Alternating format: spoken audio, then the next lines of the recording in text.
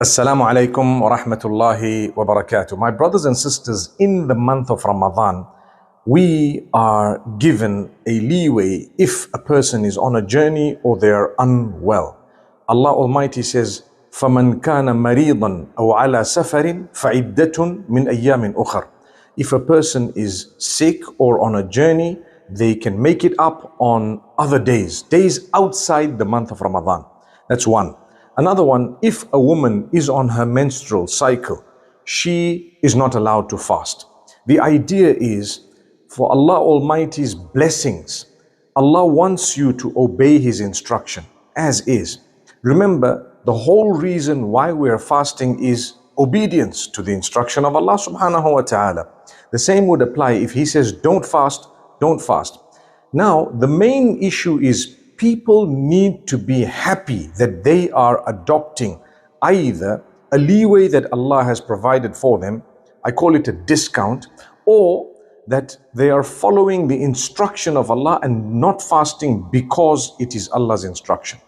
So if you're unwell for some reason, you have some sickness, even if it is temporary or long term, remember you have the permission of Allah subhanahu wa ta'ala not to fast. In fact, if your health is going to be deteriorating by fasting, the scholars say it is better not to fast and concentrate on improving your health.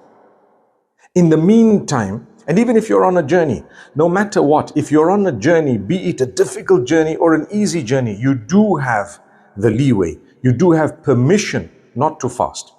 And sometimes some of the scholars actually recommend that if you're on a journey, do not fast because of a certain narration.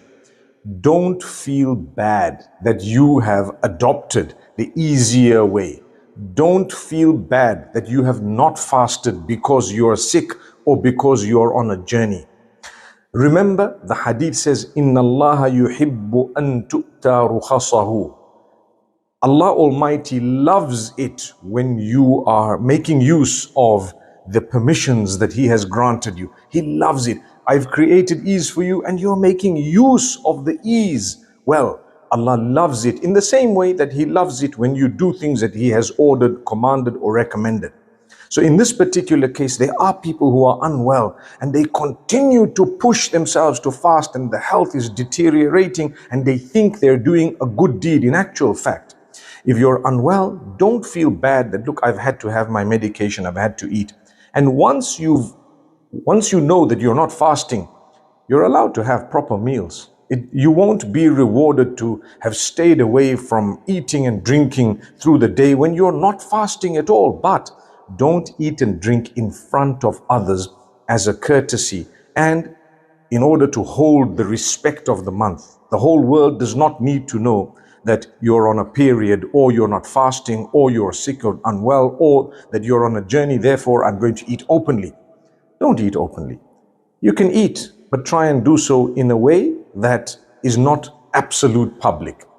And like I said, the reasoning for that is just so that the sanctity of that month is maintained and people know this is the month of fasting. The point is, when you're unwell, don't feel that, okay, I'm just going to have minimum water, I'm just going to eat a little bit, as much as I need. You don't get rewarded for that. You don't get rewarded for keeping away from part food and part drink. You're either fasting or you're not fasting. If you're fasting, you stay away from food and drink. If you're not fasting, eat properly. It's okay. That's something that people need to know, because I've come across a lot of people who say, look, I'm unwell or I'm breastfeeding, that's why I can't. When you're breastfeeding, if you can fast, you can. If you cannot fast, you don't have to. You can fast later on. You can make it up another time.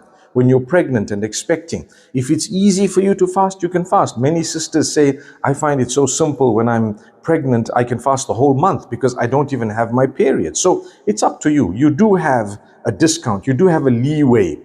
But if you are not fasting, please make sure that you eat, make sure that you're taking care of your health, and you don't feel bad to consume something through the day, especially when you're not doing it in public, because you're not fasting. May Allah Almighty make it easy for all of us and grant us goodness. I thought it would be a very interesting topic just to address, because many people struggle. And when they struggle, they actually make it a double struggle. Sometimes you're on a journey and you say, no, I can make it, I can manage. Why should I not fast? I agree with that.